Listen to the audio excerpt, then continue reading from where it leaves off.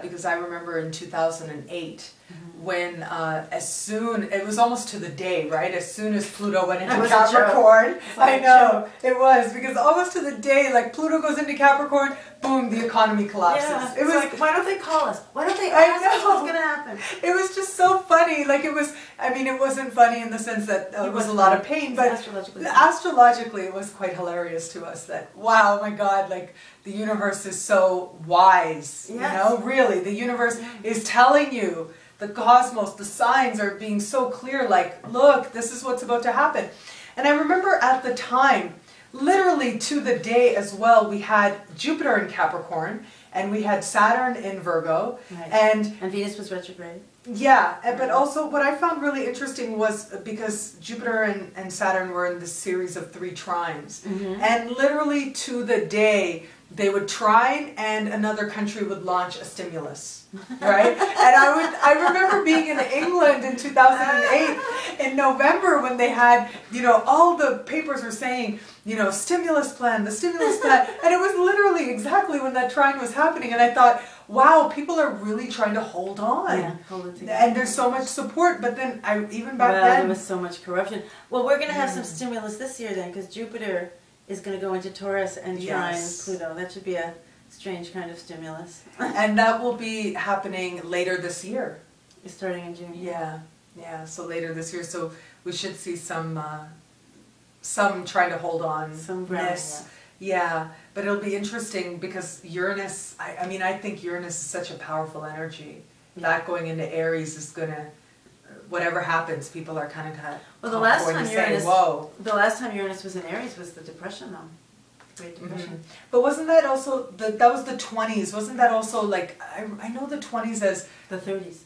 The 30s, sorry. Yeah, that was the 30s when Uranus was in Aries, and it was this, I remember it being called the era of the teenager, like, or the discovery of the teenager, because that's when, like, there was this very youthful energy, and I think, wasn't it jazz that really sort of rose at that time?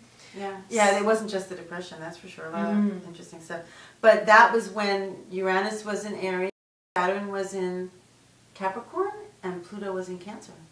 So it was a cardinal cross like this one, only different, same planets, same signs, but in, you know, they had moved around. So, anyway. So, what about 2012? What do you think about 2012? Well, I think we're in it. I don't think it's coming. I mean, there was the eclipse on the solstice. It happened. It happened this year on the winter solstice. There was an eclipse. And there were 2 full moons before that and 2 full moons after that. They were all at 29 degrees. 29 degrees is the end of the end. So we are in the end of the end. 5 full moons at 29 degrees with an eclipse in the middle, end of the end. Who knows, maybe if we're lucky, 2012 will be the beginning of the beginning. But I don't know about that. I think we have a few years to go. I think it's now. You know, I think that when you're making a prophecy from far away and long ago, it's easy to be off a year. Right? It's not such a big mistake. So this is it, folks. What is We're living in it. We're living in that new era. Yeah. Libra right now, and it is all about the rules of engagement. Like, how do we, you know, diplomacy, what do we do with it, and all that WikiLeaks stuff. Oh my God. That is so perfect for Saturn and Libra. Because it's really showing you what happens when there is, in those diplomatic talks. Right. So all that law, all the denial, that's the worst of Libra. But the best of Libra is the ability to negotiate between people or between countries. Like, we need that. People don't always agree. Pluto is in Capricorn, so and Pluto's going to be there for a long time. So the big challenge is, if you're not walking your talk, look out, get ready for a subprime mortgage collapse. What do you think, as an astrologer, are some of the more rewarding parts of what you do? So I know you write, you've been a media astrologer, a media darling. Darling. Yeah. And of course you consult with clients as well. So what do you find most rewarding about the different aspects, the different ways in which you express yourself as an astrologer? The thing I love best is the clients, the one-to-one. I love the conversation. I love the conversation of astrology. So I'm always happy when I'm doing a reading, and I always love the person I'm doing the reading for. So how could I not love that, right? It's work, but it's not work. you know. I like writing. I like teaching. I like teaching a lot. Although now that I'm over a certain age, I don't want to teach at night anymore. Oh. But I do love teaching. I love waking people up to what astrology is. So I love teaching people to do astrology, and I love teaching people who aren't astrologers how to get something out of their chart. So my workshops, I love The thing that. that I love about astrology is that I feel like there's so much to know that you're always a student. There's just so many techniques out there. There's so many interpretations that one lifetime isn't enough. Like, that's one thing I love about astrology. Yeah. And so do you also feel that way? Because the planets are always changing. Like, I wasn't alive the last time Uranus was in Aries, so it's a whole new ball of wax or whatever. It's a whole new trip. It's like, wow, okay, yeah, no, I think there's nothing static about it. It's always, every day.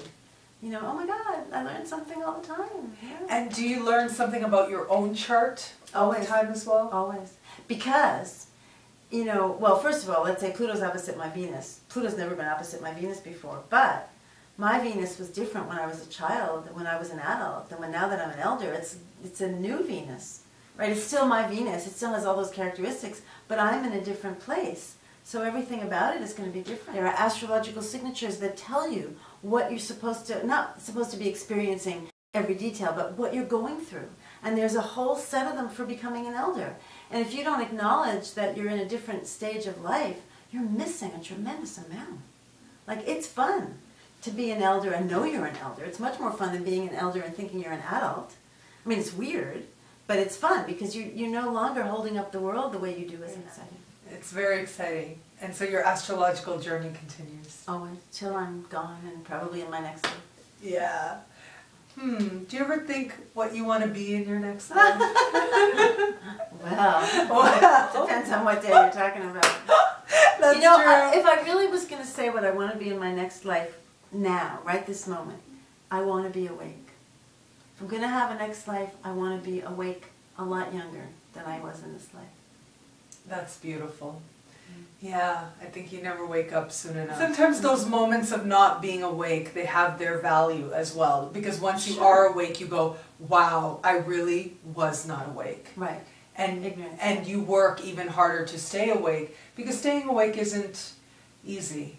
It's certainly, I mean, there's a reason they call it the road less traveled, because it's a road of being aware, and awareness can sometimes mean pain. But the thing is, the more let's call it mindful, not awake, but the more mindful I become of the nature of me and the nature of the world, the happier I am, the more peaceful I am, and the more love I have. Oh, yeah. Right? So in a way, that's what I'm saying, is in my next life, I want to be happier. Well, it's real, Yeah. right? It's real. It's not based on the illusions and the dark that you see. Well, Julie, thank you so much. Thank you so much for watching the 3rd episode of Nadiya Shah Productions. I'm just so grateful that you guys are here, the very first friends and fans of this online show, Nadiya Shah Productions. And Julie is the very first astrologer that I've featured on the show, and it has been honored to be it's so nice to start at the top, I just want to say. It's really, really nice, and I hope to continue to share really amazing people who've inspired me in some way